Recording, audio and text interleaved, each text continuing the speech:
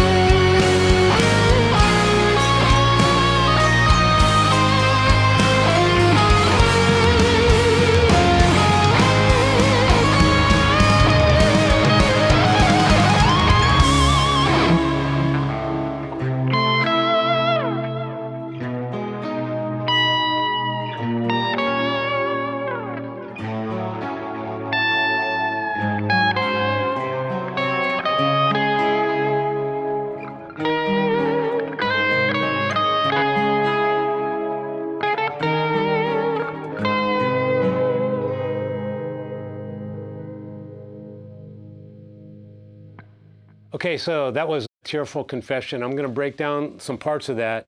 Hopefully you get something out of it. Now, what you might notice, there's a whole lot of melodies in there. They're very strong melodies, but it's common for me to connect these melodies with something that's a little bit outside, just so it's not, straight the whole time. So I'm going to play part of the bridge of this song, and I'm going to show how I connected these two melodies, and then I'll go a little bit further. But let's start with a little connector lick. And when I do little connector licks, it gives me a chance to do something kind of fun and freaky. You know what I'm saying? Get your freak on a little bit. All right, so let's start it from like one of the melodies. Here comes the connector. See how those two chords connected there? The lick is this.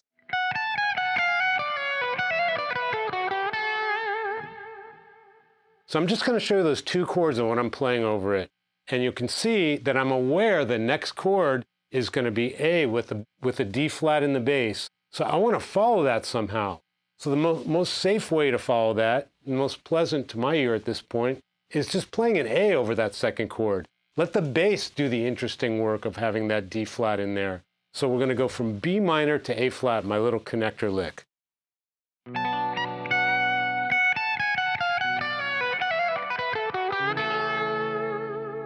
See, now I'm back in normal land there, but for that 1 second, let's go from like before that.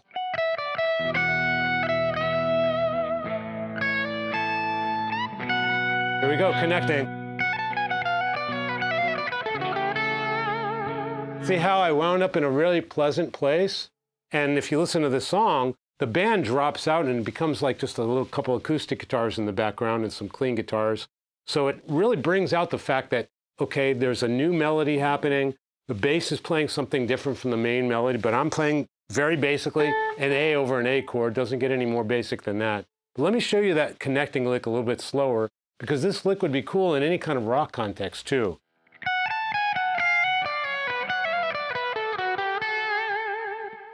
So the chord is B. So if you're in B, look what you got here.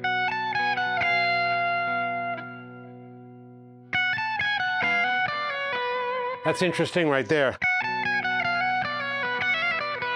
That's kind of interesting. See how when I play the notes that kind of jump out at you, it's because I'm not going did-it-a-did-it-a-did-it-a-did-it-a-did-it. I'm jumping out in different, what's the word? 刻み方って英語で何ですかね? The way the subdivisions of notes are not the same every time. So if you do something, it's not hard to play, but where the notes wind up is cool.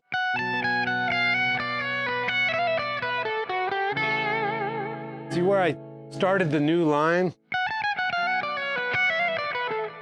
That I find that interesting. So that's a kind of what happens a lot in my solo playing.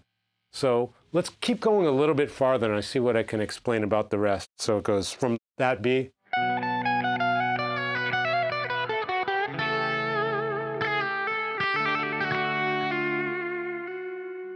Okay, so let's just do this up to there again.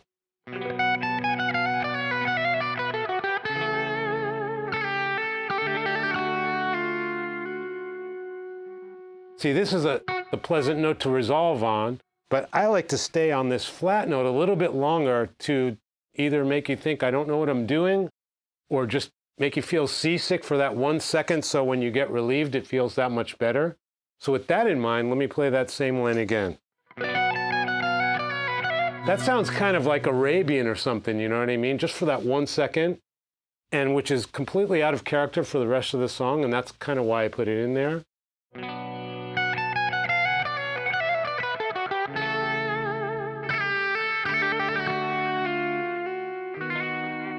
Okay, so here's another thing that you can choose to do differently. I slid back to that. All slides in there. Another guy might go like this.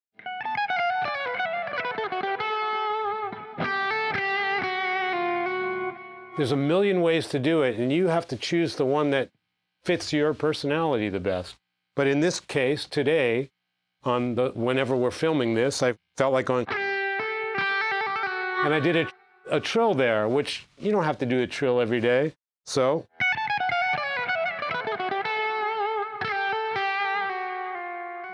Without the trill, it's your choice.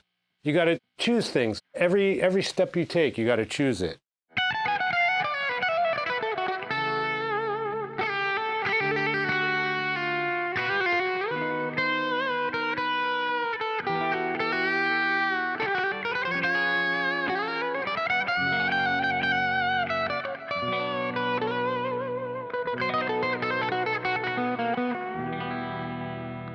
It's all melodies that can be interpreted many different ways. So I'm going to go the next couple bars of this. So it's.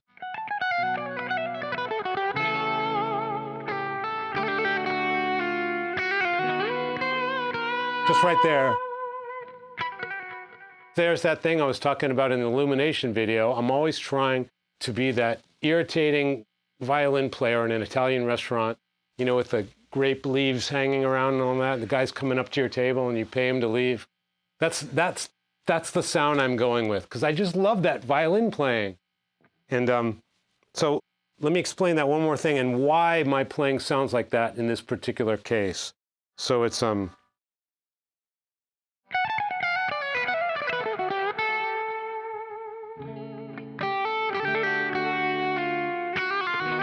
this line right here, every violin plays this like every 5 seconds. This can be played everywhere, and I'm guilty of doing it all the time because it just sounds so violinish. That phrase.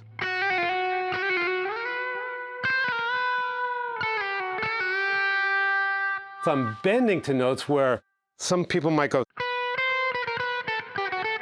something like that, but I find that if you can bend to the same notes, it allows you to express it in your own personal way. So with that in mind, let me play the whole thing again a little bit slower.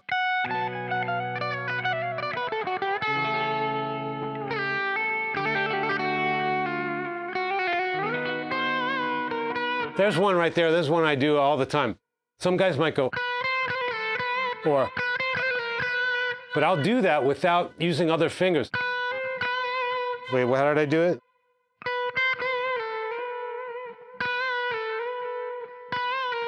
Oh, that's how I did it. So instead of going, you go. That really makes the melody sound fatter and stronger and a little bit less guitarish and more vocalish. That sounds like guitar, but it's got less of that pick sound, and the less of the sound of the pick you use, the more of it sounds like more human in some cases. So if you go.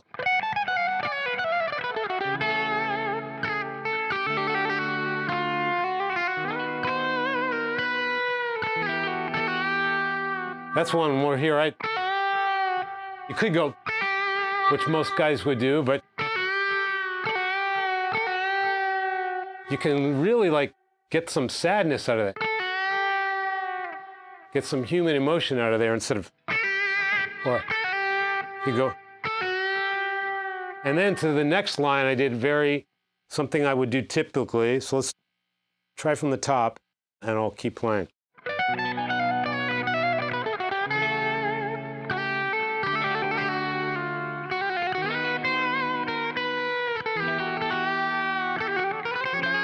Right there.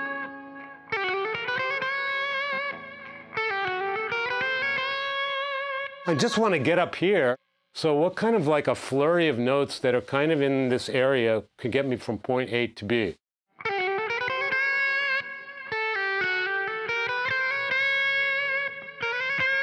I do this a lot of a habit because this is the note I want, but if I went like this, there's nothing more I can do with it. So if I go,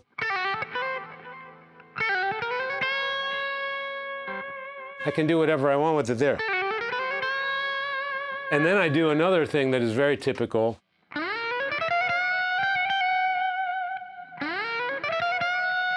Big slide in there. And if you're bending up here, you can do that and have some extra bonus points for being up here, which sounds really kind of unique at the end of a phrase. So listen to that now while I play the whole thing slowly.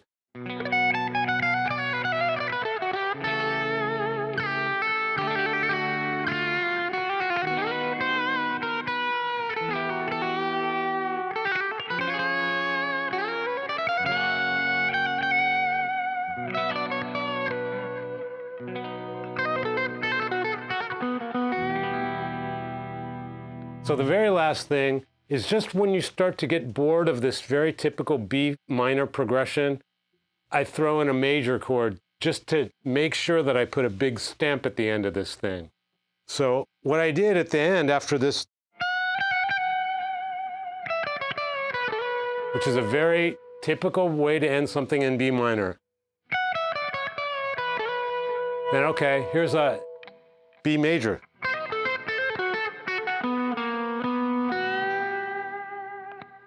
So instead of doing like some kind of fancy diminished thing just because it's there, do something that sounds like kind of like you have a little bit of control over what you're doing, and a simple little diminished motif worked really nice. Very simple.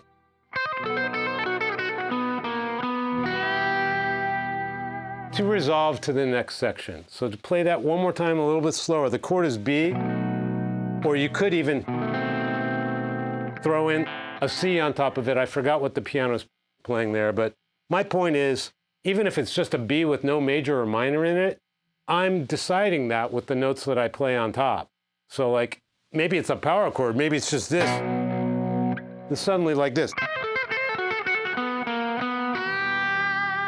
So I'm deciding that now it's a different feeling from the rest of the kind of normal minor solo, and I end it with that to bring me to the next section. So with that all in mind, I'm going to play this one more time slowly, and hopefully you'll get some of the options from this. So it's...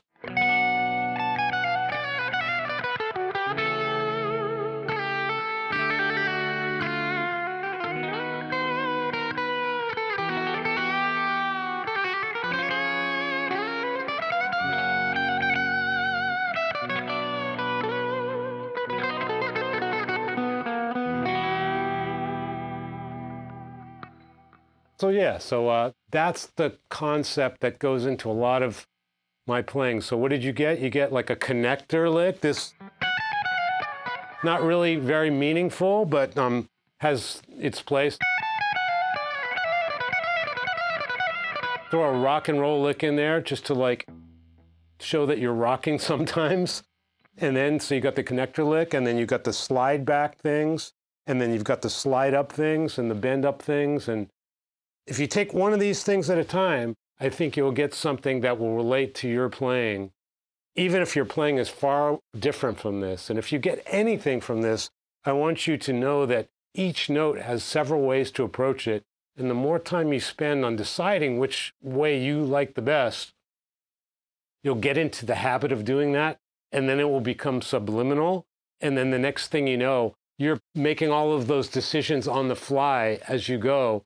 And then your decisions, you're the sum of your decisions. So you will be the identity that you eventually want to be. But it won't come without each little note you play, each chord that's under it. The more you think about it, the more you it's going to be. Huge thanks to the great people at Guitar World here in New York City for having me do this. I hope I didn't rattle on too much. Hope you like the song, Tearful Confession, from my new album, Drama. And hope to see you on tour really soon. Thanks, as always, for your support. See you later.